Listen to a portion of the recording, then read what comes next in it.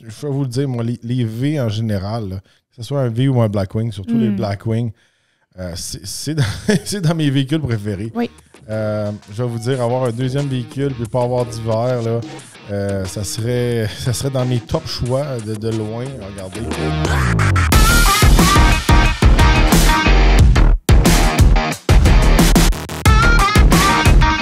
Bienvenue au Torque Podcast. Mon nom est Joe Torque. Moi, c'est Eve Torque. Alors aujourd'hui, on vous parle du Cadillac CT5V et CT5V Blackwing. Oui, un nouveau modèle pour 2025, un mid-cycle refresh. C'est quelque chose qu'on s'attendait parce que le Cadillac CT5 avait eu son refresh. Alors, c'est le tour au modèle CT5V et CT5V Blackwing. Similaire au CT5, mais là, on est dans les versions sport. Nous qui sont des fans un peu des modèles V, surtout du Blackwing, tout ça, même le V, c'est un bon package. Présentement, sur l'écran, on voit le modèle V et non Blackwing. On voit que le derrière est resté pas mal similaire, identique. C'est surtout le devant qui est plus agressif. Là, on a les versions sport, alors la calandre à l'avant, elle est plus agressive que le moteur, que le modèle normal le CT5. Le reste, regardez, côté puissance, traction, ces choses-là, tout est la même chose qu'auparavant. Où ce que les gros changements, c'est vraiment le devant, puis aussi l'intérieur. On se rappelle, on a fait beaucoup d'essais de ces véhicules-là. CT5V, un très bon package, surtout traction intégrale avec le moteur V6 biturbo. Vous en donne beaucoup pour l'argent. Et le modèle Blackwing, c'est sûr et certain, là, on tombe dans des beasts, là, des bêtes. Nouvel intérieur, regardez avec la nouvelle écran de 33 pouces curvé. Maintenant, on le voit là, déjà là, on a le Super Cruise de dernière génération. C'est ça les méga updates pour cette année, pour ces modèles-là. Je trouve que ça fait du bien. C'est des bons modèles solides. C'est sûr que c'est pas les méga changements, on s'en attendait, comme je disais, mais ça fait du bien. Oui. Tu sais, les produits étaient déjà très bons, ils étaient déjà très appréciés, puis quand même au goût du jour. Fait que ils l'ont juste vraiment upgradé. Tu sais, ils n'étaient pas dû d'être faits, là. En tu sais, il était encore bien dans le temps. Là. L'intérieur, oui, là, ça fait du bien d'avoir le nouvel écran curvé là, de 33 pouces. Ça, là. oui. Là, on avait l'ancien écran la dernière fois qu'on l'avait essayé. Tu sais, la game des écrans, c'est sûr que ça change beaucoup. Là. Tu sais, comme on a essayé la Jaguar, que l'écran t'a dépassé. Tu sais, quand tu payes des 130, 140 000 c'est sûr et certain que avoir la dernière génération d'écran, c'est un plus. Là, je mets à l'écran le modèle Blackwing. On peut le reconnaître avec les plus gros ailerons. Tout est accentué un peu plus sur le Blackwing. Mais c'est quand même, je pourrais dire, pour l'œil de monsieur tout le monde, c'est quand même dur de voir la différence vite comme ça entre le V et le V Blackwing. C'est sûr et certain que si le moteur est parti, on voit la différence. Ouais, c'est ça. On l'entend. Surtout dans les modèles CT5. Je rappelle qu'on retrouve sur le capot un V8 6.2 litres Supercharged qui développe 668 chevaux, si je me rappelle bien, dans ces coins-là. Je vais vérifier. Je me mélange toujours entre l'Escalade V et le CT5V Blackwing. Oui, c'est ça. L'Escalade V est 682. C'est pour ça que j'avais un petit bug mental. Là. Avec un petit peu plus d'HP dans le camion, dans l'Escalade. Comme je dis, là, ça vient standard. Là. Regardez, avec le Launch Control, il y a le Line Lock, tout ça.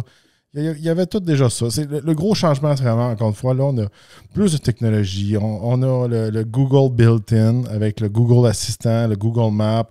On a le Super Cruise qui va super bien, que c'est de loin notre je pourrais dire, conduite autonome préférée, je pourrais dire. Là. C'est pas 100%, fonctionne, là, mais ils appellent ça un niveau 2, je me rappelle bien. Mais c'est une de celles qui fonctionne vraiment le mieux. Oui, puis ça marche juste, je me rappelle, juste sur les routes Super Cruise, mais je pourrais dire que en Amérique du Nord, il n'y a pas grand trouble avec ça. Là. Non. Puis tu sais, les routes où ça ne marche pas, ben, sûrement c'est parce que tu n'es pas supposé utiliser ton Super Cruise là. Non. C'est un petit peu ça, là. Fait que deux très beaux modèles. Je remets un peu l'écran, tout ça, là. Tu sais, on voit que là, c'est vraiment mieux intégré. Avant, c'était vraiment un écran au milieu ici, là. Ouais. là, ça vient vraiment une belle grosse écran. Ça fait plus luxueux. C'est correct que Cadillac suit la vague comme ça. Puis, comme on en a parlé un petit peu avec notre épisode, quand on est allé au salon d'auto, on a parlé avec la manager designer des matériaux de chez Cadillac. Oui. La direction que Cadillac s'en va, je trouve ça très cool. Puis, j'ai parlé aussi avec un manager marketing qui travaille directement au bureau-chef à Détroit. Puis, ils s'en vont vraiment avec le vibe un peu F1. Oui. Fait que, un peu Formula One, avoir le vibe, le background. Des compagnies comme McLaren, Ferrari, Aston Martin, ces choses-là, on a tout le vibe un peu de course, le Formule 1, ces choses-là. On voit que chez Cadillac, ils prennent cette direction-là. Ils vont l'endosser de plus en plus. Ouais. C'est plus le véhicule de luxe de votre grand-père, comme c'était avant. Non. Maintenant, ils s'en vont en Formule 1. La femme à qui on a parlé nous l'a vraiment expliqué. Ils font un extérieur extrêmement agressif, beaucoup plus sportif, mais en même temps, ils gardent le confort à l'intérieur. C'est vraiment un mix de sport et de luxe. Oui. Puis des super beaux sièges dans les deux véhicules. Là. C'est de loin, je vais vous le dire, moi, les V en général, là, que ce soit un V ou un Blackwing, surtout les Blackwing, c'est dans mes véhicules préférés. Oui. Je vais vous dire, avoir un deuxième véhicule puis pas avoir d'hiver, là, ça serait dans mes top choix de loin. Regardez qu'est-ce que je viens juste de dire. Là. L'histoire de V, là, ils ont célébré leur 20e anniversaire.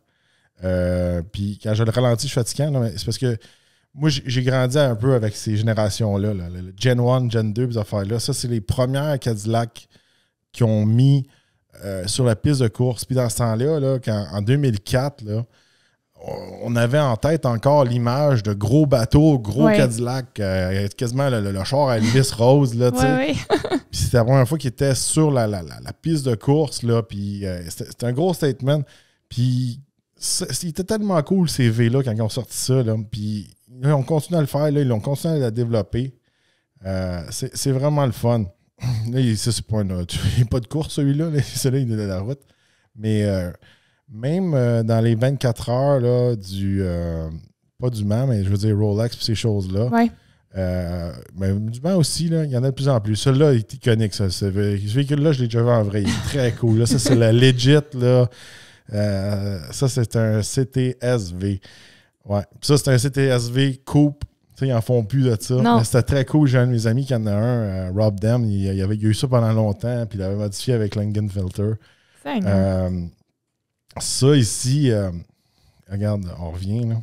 Là, là ça, c'est la mauvaise image qu'ils ont mis là. Ils se sont plantés dans leur vidéo. Il fait une pause pour après ça dire qu'ils se sont trompés. Ah, c'est pas un V. Jules, c'est comme le cauchemar des manufacturiers. Quand ils rentrent dans leur site web, là, ils sont comme... Non, mais c'est parce que c'est une marque que j'aime que je connais, tu sais. Les gars, vous avez aucune idée combien de fois, là, j'ai travaillé avec... Je travaille un peu avec GM dans ce temps-là. Mais bon, c'est pas un V, ça. Hey, combien de fois, ou dans les questions de presse, ou...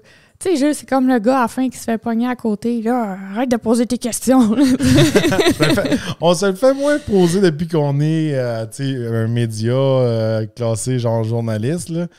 Mais quand j'étais employé, là, ça me mettait dans la marde. C'était comme t'as donc. Non, mais tu sais, maintenant qu'on est plus de l'autre côté, comme tu dis, média, mais il y en a qui le disent. Il y en a qui jouent à savoir, là.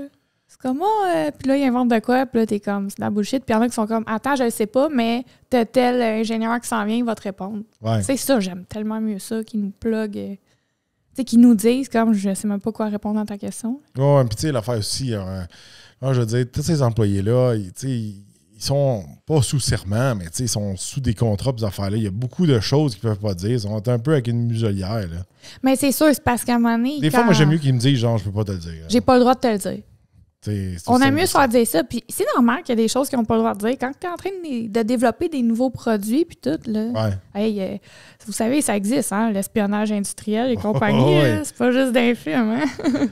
Regarde ici, c'est un de mes modèles V préférés. Ça, c'est un CT5V, OK, qui a commencé de 2011 à 2014. Wagon.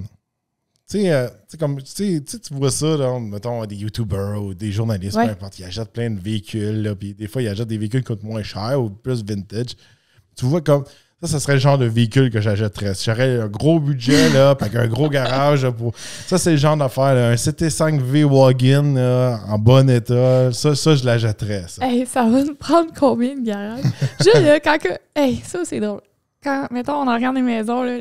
Ça s'est encore trompé, là. Oh, Seigneur! Arrête de le dire! Non. Mais sans niaiser, quand on regarde des maisons, juste tout le temps, regarde cette maison-là, t'as la maison qui est grosse comme ça, puis t'as un méga garage. C'est juste ça qui m'agace. Ça, ici, là, regarde, quand on passe à cette génération-là, là, on l'a conduit, celle-là, ça fait une couple d'années, on était chanceux.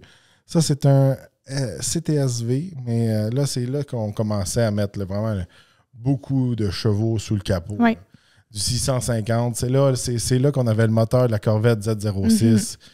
C'est là que les V étaient réputés pour avoir beaucoup de pouvoir sous le capot. Oui. Mais c'était cette génération-là, quand ils ont mis le moteur, là c'était vraiment le début. Là. La Corvette 4 portes. Oui. Puis elle était quand même tricky à conduire, celle-là. Oui. Puis il était un peu plus long dans ce temps-là. L'auto était plus grosse. Je suis pas mal sûr que le CTSV était plus gros qu'un CT5V Blackwing. Parce que là, je vous rappelle que l'équivalent d'un CTSV, c'est un CT5V Blackwing. Mm-hmm. Parce qu'avant, il ne faisait pas l'espèce d'entre-deux avec un 6 biturbo. Oui. Version sport, là, je parle. Là. Puis là, Gen 4. Là, on tombe dans la Gen qu'on est présentement. Là, on est chanceux. Nous, on a essayé le CT4V, le CT5V, le CT4V Blackwing, puis le CT5V Blackwing aussi. Oui. Et l'Escalade V. Oui. Il serait supposé être un Blackwing, lui aussi. Techniquement, ils n'ont pas badgé Blackwing, mais je pense qu'ils en feront pas un encore plus fort. Là. Pourquoi ils n'ont pas nommé Blackwing? C'est parce qu'ils prévoient peut-être de se laisser une ouverture pour peut-être aller dans cette direction-là. Non, c'est du branding. Là. Moi, je pense que c'est une erreur de branding. C'est juste ça. Sans niaiser, là, je regardais ça, là, parce qu'on niaisait, tu sais, puis quand on est allé au salon de l'auto, tu sais, je disais, je m'ennuie du Yukon, tu sais, je regardais tous les nouveaux Yukon d'Anali, tout ça, là. Mais Kazakh Escalade V, c'est pas mal le sweet spot entre le Yukon d'Anali et le TRX. Ouais, mais il n'y a pas le sweet spot dans le prix, là. Non, mais c'est comme un bon mix. L'Escalade V, présentement, il est presque 100 000 plus cher que le TRX. Ouais. Ils ont monté, là. Tu sais, c'est très, très cher. C'est parce qu'à un moment donné, c'est trop cher. Là, mais oui. Comment je peux dire, là? L'affaire qu'il y a, c'est que là, qu'est-ce qui se passe, je pourrais dire, c'est que je pense que beaucoup de manufacturiers avaient des plans pour le futur. Puis là, ils voient que l'électrique, ça ne marche pas tellement. Fait que là, il faut qu'ils retournent un peu au drawing board qu'ils appellent, la table de dessin. Ouais. Puis même tantôt, on dînait, j'écoutais une émission, puis il disait que GM, là, il considérait vraiment revenir avec les hybrides branchables. Puis est-ce qu'ils vont revenir avec la Volt, tout le kit? Peut-être qu'ils ont fait une transition trop vite. Puis c'est drôle, nous, avant que cette vague-là commence, là, nous, on était comme, ouais, tu sais, électrique, c'était un petit peu dur pour monsieur tout le monde. Tu sais, hybride branchable, c'est mieux adapté. Puis là, tout le monde, il y avait beaucoup qui disaient, non, hybride branchable, c'est pas bon, c'est trop compliqué. C'est pour les gens qui ont peur d'être full électrique, blablabla. Là, on voit que la tendance, là, elle s'en va vers là. Puis même là, je pourrais dire, la forteresse des véhicules électriques, c'est comme la Californie. Puis là, les véhicules électriques sont à la baisse en Californie. Oui. Mais l'affaire qu'il y a, là, tu sais, quand on dit ça, c'est pas juste... Il faut voir le tableau au complet. Il faut pas juste voir l'auto électrique. C'est toutes les infrastructures autour.